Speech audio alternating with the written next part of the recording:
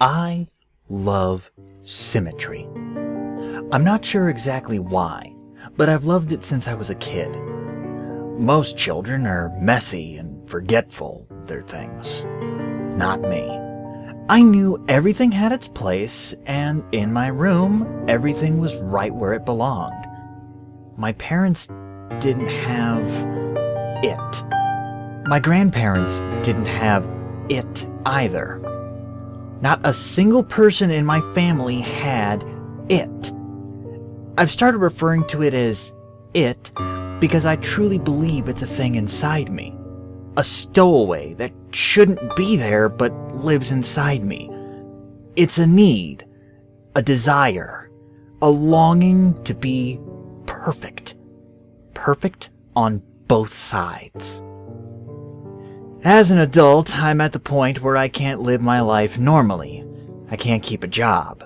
Women don't stay with me because they can't handle it. Honestly, I don't even care when they leave. They're messy and make things difficult.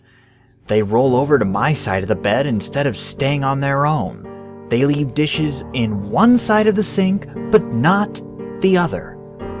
I can't work anymore, so when they leave for the day, I have to stay home and fix everything. It's a relief when they leave for good. That feeling never lasts, though. Eventually, it comes back and finds something else that needs fixing. You may be asking, why would I seek out relationships to begin with if I can't stand them? Well, it's hard for me to sleep in the middle of the bed all night without moving. Other than the relationship problem, my life is pretty much in order.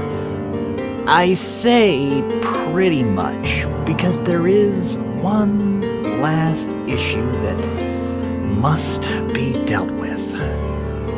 You see, I have what's called heterochromia iridium, or two different colored irises. My right eye was cornflower blue, my left pale green. Both my parents have cornflower blue eyes, my siblings and cousins as well. My green eye is the broken one. It makes me unbalanced. Every time I look at myself in the mirror, it stares right back at me. It's all I can think about now. Everything is in its right place, except my green little mistake. It didn't hurt at first when I dug the spoon under my eye. It didn't even hurt when it popped out and was hanging by my cheek. Was it shock that was keeping the pain away, or was it? I snipped the optic nerve and blotted the warm fluids that were streaming down my face. My vision being cut in half was a strange sensation. What was left of the dangling flesh I placed back in the now empty hole. I bandaged the wound, rinsed the spoon, and went to sleep. I woke up happy. I slept better than I had in years. It was finally done. I was fixed. I got out of bed and stumbled to the bathroom. My body ached and my head was on fire. I flipped the switch in the bathroom and the light was blinding. I slowly removed the bandage that was soaked with blood and was sticking to my face like tape. When I looked up in the mirror, my stomach turned. Only then had I realized what I'd done to myself, and I couldn't believe it. There was a hole in the left side of my face, but not the right. I was unbalanced. Again! It was much harder digging out the second eye. My hands were shaky, and when I dug the spoon in, I missed several times, puncturing my pupil 3 times before I got it in the right place. Once the eye popped out, I reached for my scissors to finish the job. The blood from the previous night had dried on the blades, so the scissors didn't cut very well. You know when you were a kid in elementary school and your teacher made you cut construction paper for your art projects? Did you ever try to cut too many pieces at once, but the scissors couldn't take it?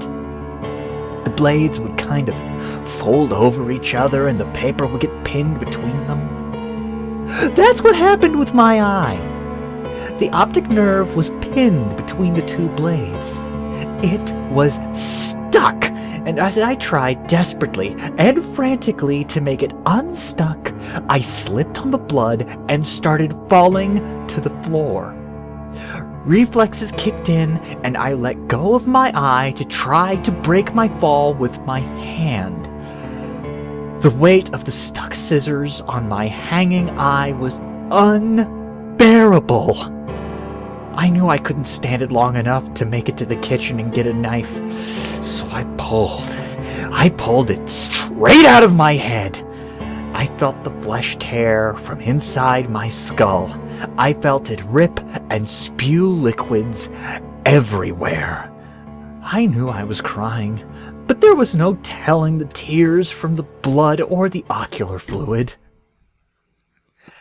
When I heard the wet slap of bloody flesh against the tile floor, I knew I was done. I knew it was done. I could live my life now without having to see people's awful, messy, uneven lives. The relief washed over me, and I knew it would last this time. I had never felt this way before, never had this much hope. As I laid in my bathroom on that cold, wet, sticky tile, I smiled for the first time in years.